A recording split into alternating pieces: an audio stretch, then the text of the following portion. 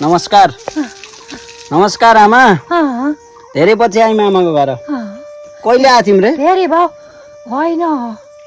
औँसी दिन नानी आएको त्यो त अझै पहिले हो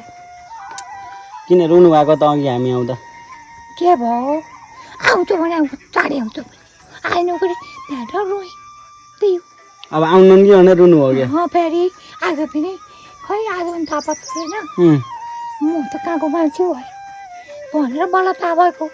हामी आउँछौँ गएर रुन हुन्न आमा है पिर गर्न हुन्न हामी आइरहेको छौँ हामी काममा बिजी भएर आउन पाएका होइनौँ के कहिले आउँछौ त फेरि आउँछौँ हामी छिट्टै आउँछौँ है हुन्छ पिर नगर्नु है आमा रुनी होइन हामी आउँछौँ फोन गर्नलाई कहिलेकाहीँ हुन्छ हुन्छ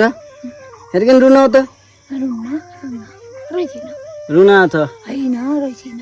आमा चाहिँ हामी नआएर पिर गर्नुहुन्छ रुनुहुन्छ नरुनुहोस् क फेरि ताप्नै के अरे दास नभएपछि त्यसरी बोल्न पनि नसकिने हाम्रो पिर नगर्नु तपाईँ आफ्नो ख्याल गर्नु हामी फेरि हुँदा आइरहेको छौँ जहाँ गए पनि तपाईँले सम्झिराखेछौँ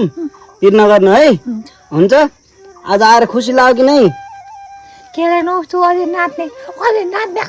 नाच म हाँस्छु फेरि अझै नाचौँ आमा चाहिँ नाच्यो भने खुसी हुनुहुन्छ दुखी मान्नु भएको थियो हामी नआएर धेरै भयो थियो आमा घर नआएको आउँदा अघि रुनु भयो पिर गर्नुहुन्छ आमाले हामी केही दिन नआउँदा अब पिर गर्ने होइन है त ल जान्छौँ आमा ल बाई बाई गरिदिनु त बाई बाई गरिदिनु